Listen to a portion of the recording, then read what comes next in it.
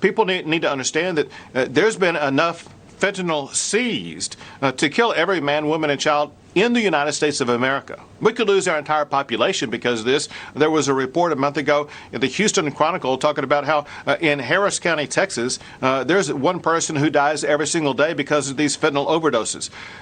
This fentanyl, mostly either the fentanyl itself or the components of it, come from China to Mexico, then comes across the border, and then is spread throughout the entire country by cartel activity. And the Biden administration is allowing this to happen. Wow. Compelling words, severe words from Texas Governor Greg Abbott yesterday on Sunday Morning Futures discussing the ongoing fentanyl crisis at the southern border. Joining me right now is Montana Attorney General Austin Knudsen. AG, great to see you. Thanks very much for being here. Montana also grappling with this surge of fentanyl and other illegal narcotics. How do you see things? Yeah, it's absolutely a problem that we're dealing with there, Maria. We're seeing spiking crime rates, specifically violent crime rates, but we know what this is coming from. 2 years ago, Montana, we had basically no fentanyl investigations. That number has risen dramatically just in 2 years. We're dealing with huge fentanyl seizures. Just a few months ago, our State Highway Patrol seized almost 10,000 fentanyl tablets in one traffic stop. This absolutely is a huge problem for the state of Montana, and until that southern border is secure, we're going to keep seeing this stuff. You know, yesterday I was reporting on social media about this wonderful 22-year-old Texas soldier who we believe drowned and died as the result of his selfless act of trying to help migrants who appear to be drowning. They were trying to cross the river, and they were going to be trafficking illegal, illicit narcotics. He lost his life. 19 others lost their life in the month of March at the border. But we're not hearing anything from this White House. What do you want to hear from Joe Biden? I want to hear him say that he's going to secure the southern border and actually do something about the crime rate and the drug problem we've got in this country.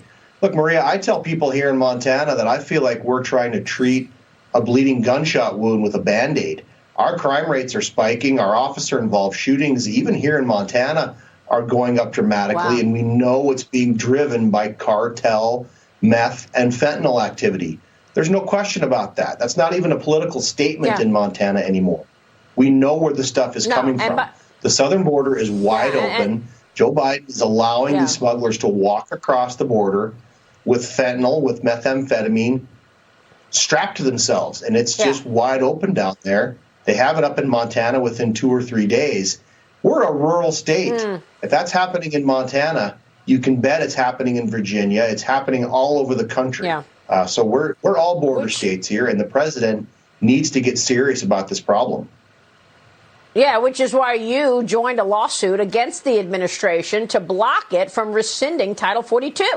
Now, the administration claims it's going to rescind Title 42 on May 23rd, but you're suing along with 20 other Republican state AGs. Meanwhile, ICE is preparing for what the agency is calling an historic border surge, expecting illegal migrant arrivals at the southern border to triple once Title 42 goes away. We have no idea why this administration is hell-bent on rescinding Title 42, but what do you think happens when that goes away, May 23rd?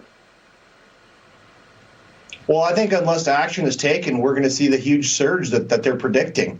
This Title 42 rule is about the only tool that's allowing us to keep somewhat of a throttle on the surge of influx in illegal immigration here. If this goes away, we know what's going to happen. They're going to surge in. We're going to see an even larger increase in drugs, in crime, and in deaths, unfortunately. This is a very, very important issue. I find it really interesting that moderate Democrats in the Senate now are starting to say the same thing, and that includes Montana's Jon Tester. He's up for re-election. Tester seems to get a little more conservative as we get closer to an election year. I think he knows this is an important issue in Montana, and he's pushing back on his buddy Joe Biden on this one. Yeah, AG, it's great to get your insights here. Obviously, when we were at the border, we were told that these drug cartels are making $100 million a week. And that's just on the human trafficking. not including the drug trafficking. We'll be watching this subject very closely, and we'll be back to the border soon enough. AG Austin Knudsen, thank you, sir.